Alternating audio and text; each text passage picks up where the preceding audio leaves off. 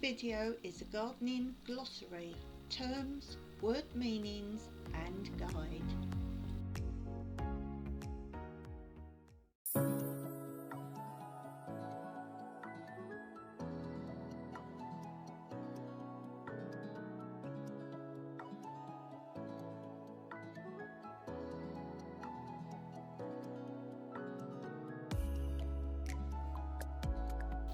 Compost, seed and potting. The word compost is also used to refer to the loam or peat-based mixtures that are used for raising seedlings, seed compost, or for growing plants in pots, potting compost. The best known loam-based compost are the John Innes compost, made to a standard formula developed at the John Innes Horticultural Institution.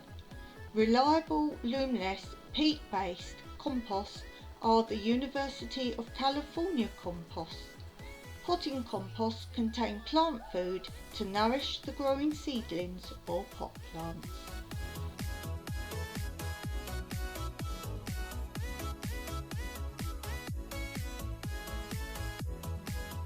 The largest family of flowering plants, whose members have flower heads made up of many small individual flowers or florets.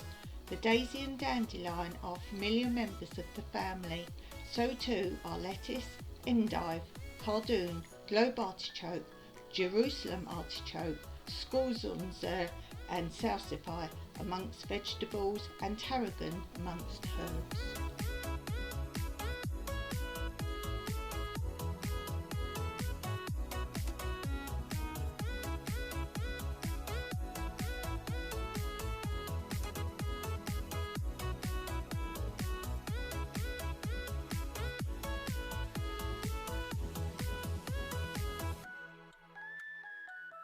Compound fertilisers, also known as complete concentrated fertilisers. These contain all the three major nutrients necessary for plant development: nitrogen, phosphorus and potassium. Some, such as tomato fertiliser, are made to suit particular plants, while others are for general use. It is easiest to buy them ready-made, but they can be mixed at home. The quantity of each nutrient being expressed as a percentage in the order NPK, the plant food ratio. The figures 5, 5, 10 for example mean that the fertiliser contains 5% nitrogen, 5% phosphorus and 10% potassium by weight. A good general fertiliser has a ratio of about 7, 7, 7.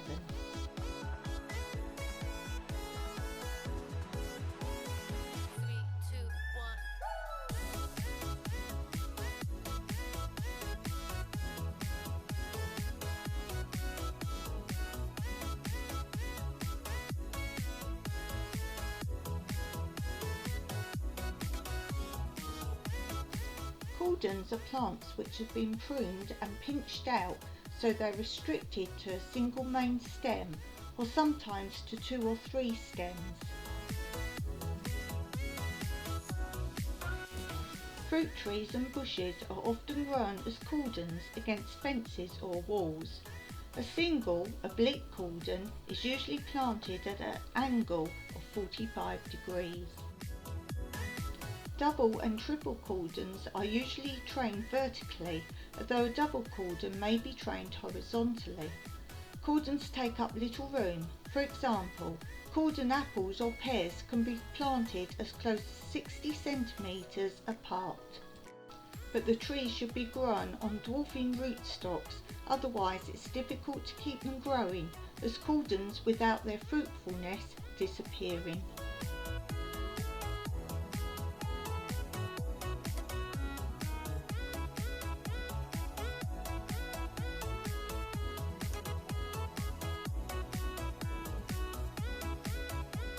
This is the seed leaves of a plant.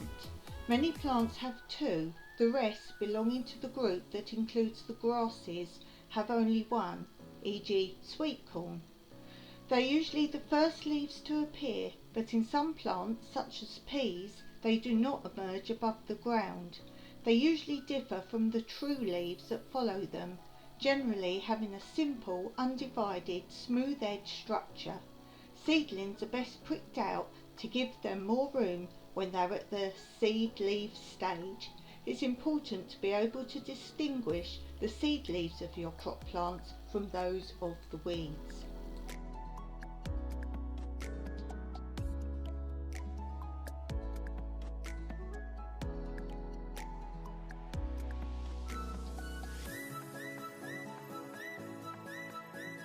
Crop rotation. This is the practice of changing the position of crops each year so that the same crop or group of crops does not occupy the same patch of land for more than 1 year. This is done partly to make the best use of plant food in the soil. Root crops take food from a deeper level than do brassicas. Some crops prefer fresh manure or fertilisers. Others prefer soil that has been manured for a previous crop. Peas and beans add nitrate to the soil. The other reason for rotating crops is to reduce the build-up of pest and disease specific to one crop or group of crops.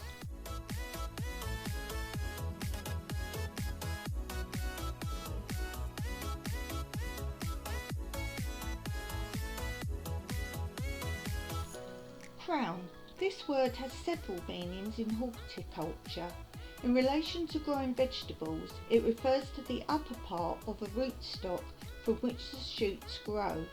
It is often used in a looser sense to refer to the whole of the rootstock, particularly when this is planted to produce a crop as with asparagus or rhubarb, or when it's lifted for forcing as in sea cow and rhubarb.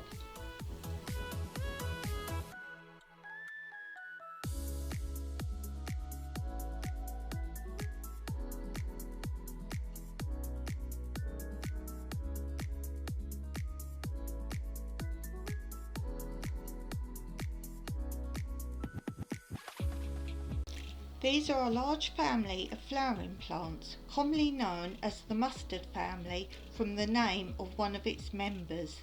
The Latin name of the family refers to the cross-like arrangement of the 4 petals. The brassicas, the cabbages and their relatives, including turnips, swedes, kohlrabi and mustards, are important members of the family. Others are sea cow and cress.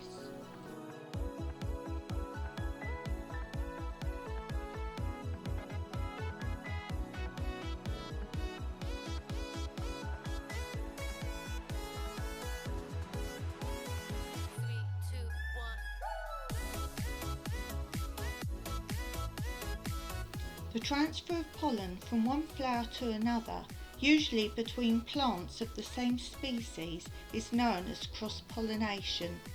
The male pollen unites with, fertilises, the female in the flower to form a seed. Self-pollination occurs when the pollen is transferred from the male parts of a flower to the ovules of the same flower. Cross-pollination generally gives more vigorous plants and enables new characteristics to appear, and self-pollination is often actually prevented by the structure of the flower. Cross-pollination is of importance to the gardener in that the plant breeders use it to combine the characteristics of 2 different varieties of a plant to produce a new improved variety.